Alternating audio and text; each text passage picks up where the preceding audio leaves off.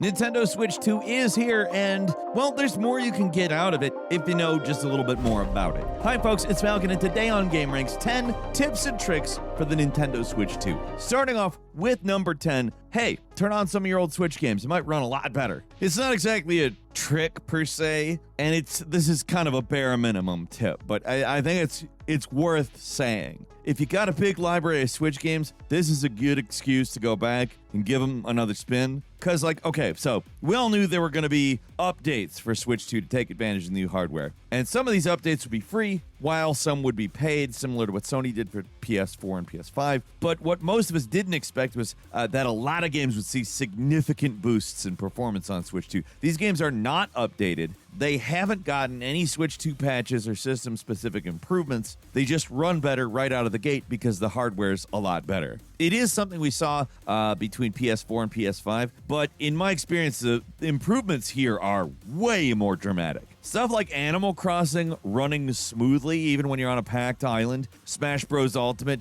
loading almost immediately, Bayonetta 3 running at a proper locked 60 FPS now, and that's just a small sample of the game seeing major improvements. Even the notoriously slow open world parts of Deadly Premonition 2 run at a stable 30 now. Another relatively recent game that runs way smoother is Bakeru, which now runs at a solid 60 FPS and just feels significantly better to play on the Switch. Basically, if a game has an uncapped frame rate, which happens to be a lot of Switch 1 games, it's probably going to get a big old performance boost on Switch 2. The resolution is not going to get a bump unless it's a game with resolution scaling built in, so most Switch games are going to need an actual patch to get improved resolution on Switch 2, but the frame rates on a lot of games are seeing sometimes extreme improvements across the board. Fans have been kind enough to put together a spreadsheet tracking all the improvements they can find, and whether they're unpatched, have free updates, or paid updates, it's a better resource than the one Nintendo put out there, and right now the definitive source for these performance improvements. There's not a lot going on that's specific to Switch 2 right now other than Mario Kart World, so take the opportunity and check out some of your older games.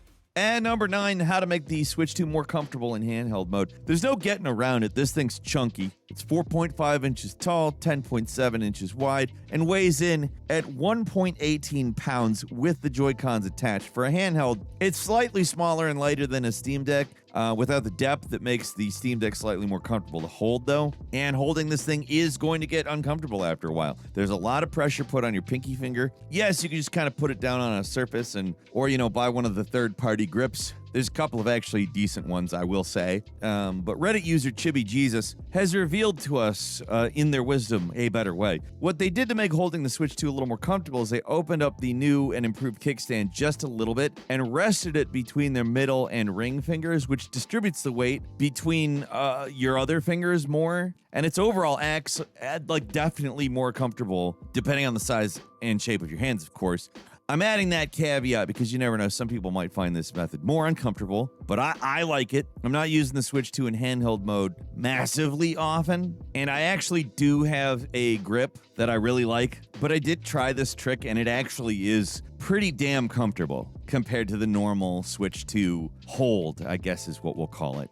At number 8, hey, you want to play the same game on two consoles at once, whether it be an old Switch and a new Switch, or two new Switches, or whatever. It actually used to be pretty easy to play the same game on two separate Switch consoles, but with the introduction of the virtual game card, it has made things a little trickier. The point of the virtual game card is to make sharing digital games as easy as giving a physical card to someone, only it does make some things more confusing, like, why can't the same sibling accounts under one parent account all running on the same Wi-Fi just play the damn game that the parent has bought? Like, that's super confusing, isn't it? Anyway, a lot of people assume because of this new system, actually playing the same game on two systems is not possible, but it's still possible. It's a little harder, but it's still possible. If you've got siblings, or you're a parent with a kid, or basically any situation where two people live in close proximity and might want to play the same game on two separate systems at the same time, this is going to help you. Actually setting it up, pretty easy. just go to the user settings on the menu and scroll to online license settings. From here, you enable use online licenses, and that allows you to play purchased software while the system is connected to the internet, even if you don't have the virtual card loaded. The trick here is that you get the secondary Switch user to turn on the setting, not the primary one. So the primary can play their games in offline mode with the virtual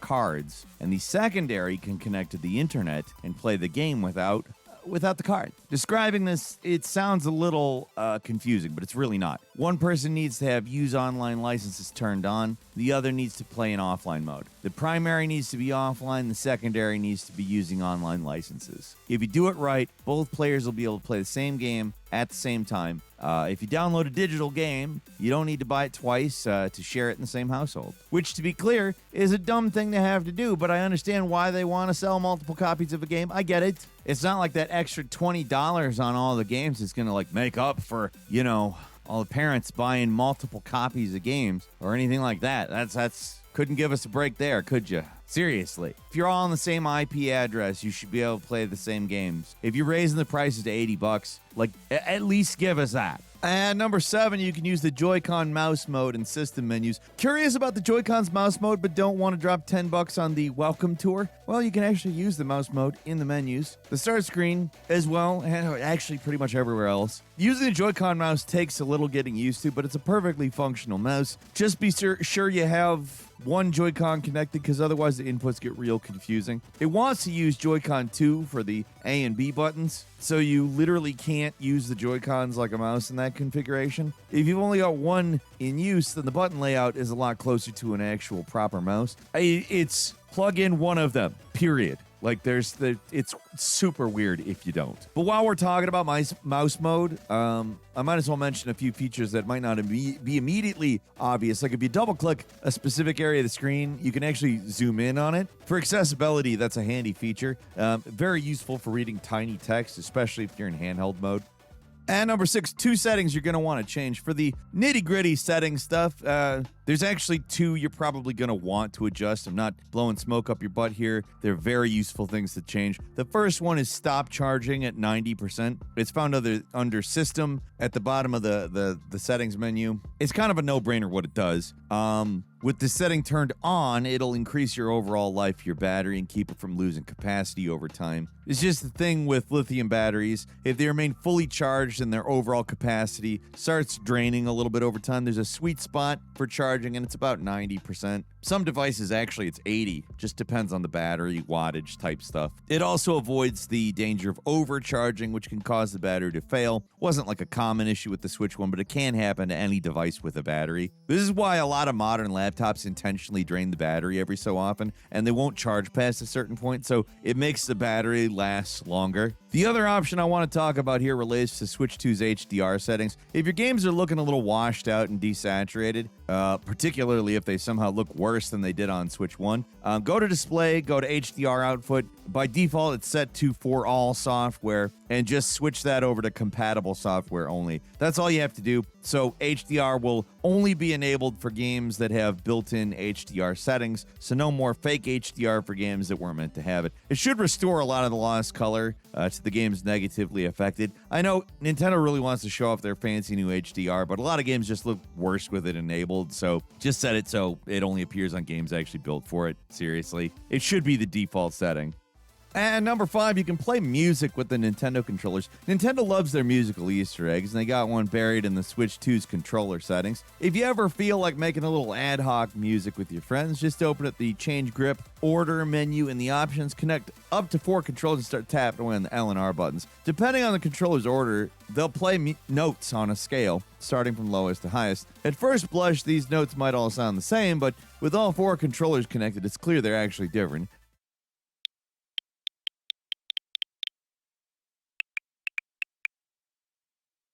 They may not be all that melodious, if that's the right word. They're still the same distinct controller ping that is always played when you control a Switch. You press the button, it can bing, bing, you know what I'm talking about. But the pitches are slightly different, so music is possible. Might not sound great. It's not like as robust as the sound fonts in Mario Paint or anything, but it's a lot of fun to screw around with.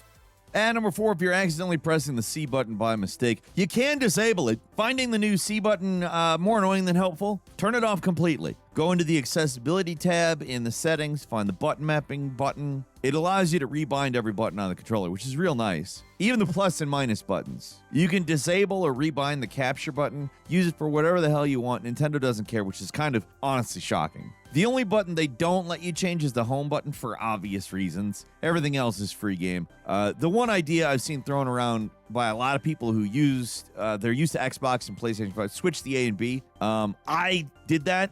I think I like it. I don't know if I'm going to keep it. And number 3, manually update your Joy-Cons to avoid dead controllers. I don't want to sound alarmist here because the Joy-Cons haven't had issues charging for me, but I've seen people report the Joy-Cons are dying and they're not charging when attached to the Switch 2. It appears that a controller update fixes the issue, but it's not something that happens automatically. You have to go to the system settings yet again. Like you got to do it for a lot of stuff here, and you select update controllers. You need to do it for each individual controller to take effect, but from everything I've seen, this fixes the charging issue. If you do have a controller that's affected and it's not charging, one remedy I've found is to connect the Joy-Cons up to the charging Joy-Con grip, and that should get them working so you can download the update. It also doesn't matter if you've got the controllers connected in handheld mode or not, as long as they're able to hold the charge long enough to get the update process done. The actual update's super small, only takes a couple seconds, so there's really no reason not to update them, just in case. As far as I can tell, it's not a widely reported issue. Seems fairly rare, but considering how expensive these controllers are, it's better to be safe than sorry. Moving on to number 2, Mario Kart World has a hidden LAN option.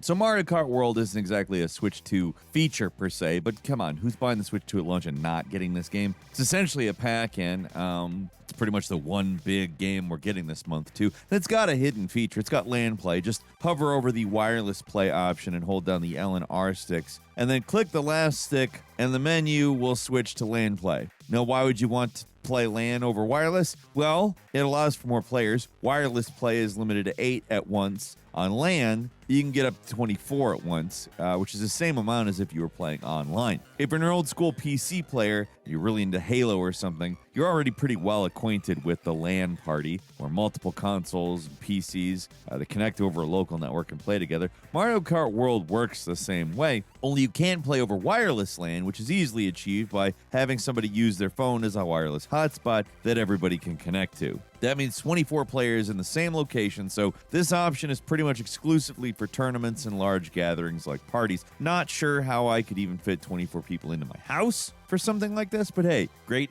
as an option, right? Mario Kart 8 also had this hidden menu, but there was no guarantee it was going to show up again here. Like a lot of great games get sequels and they take away local play options, so the fact we can still play LAN Mario Kart World is pretty awesome, even if it's ultimately super niche. Might even be more of like a competitive thing, I don't know. And finally, at number 1, there's a hidden GameCube startup Easter egg. Let's end it with some nostalgia here. With the Switch 2, we are getting a bunch of GameCube games added to the Classics catalog, which is nice. You might be disappointed to hear the iconic GameCube startup animation doesn't play when you turn on a game here, but Nintendo didn't forget about it.